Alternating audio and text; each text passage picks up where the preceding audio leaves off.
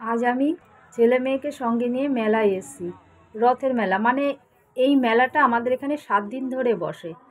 তা মেলা যেদিন ছিল সেদিন আসার সময় পাইনি, সুযোগ হয়নি, তাই আজ একটু সুযোগ হলো, ছেলে মেয়েকে নিয়ে চলে এসেছি।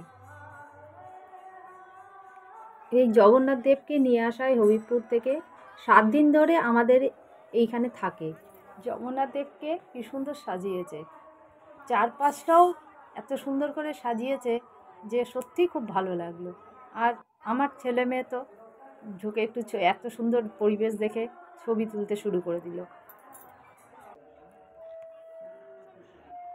চারপাশটা ঘুরে ঘুরে দেখছিলাম, আর এদিকে আমার ছেলে মেয়ে তো ছবি তুলে যাচ্ছে, আর আমি তো আশপাশগুলো ঘুরে দেখছিলাম।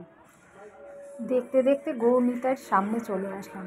অপূর্বভাবে গৌরনিতাইকে সাজানো হয়েছে, সঙ্গে নিচে রয়েছে গোপাল, এত সুন্দর লাগছে। জয় গৌরনিতাই। মেলায় সব কিছুই আছে, নাগরদোলনা থেকে ফুচকার দোকান। আমার ছেলে মেয়েও ফুচকা খেতে শুরু করলো, আর মেলায় এসে ফুচকা না খেলে হয় না, ফুচকাটা খেতেই হবে।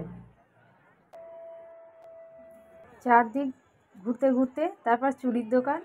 আমার মেয়ে চুড়ির দোকানে এসে কোনটা নেবে বুঝতে পারছে না, চুড়ি দেখেই যাচ্ছে,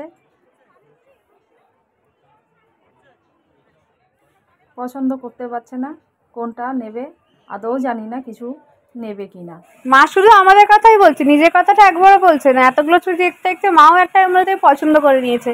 আর আরেকটা তো বলেইনি যে আমরা কিন্তু পাপড়ি চাট খেয়েছি, এগরোল খেয়েছি, আরও অনেক কিছু খেয়েছি। সেই ভিডিও মা তোমাদের পরের নেক্সট ভিডিওতে দেখাবে, বা তার জন্য চ্যানেলটাকে সাবস্ক্রাইব করে রাখো পরের ভিডিও দেখার জন্য। শেষে ভাই তো একটা পাঁপড় খাবেই, এত কিছু খাওয়ার পর একটা পাঁপড় খেতে হবে, যেহেতু ও মেলায় এসছে।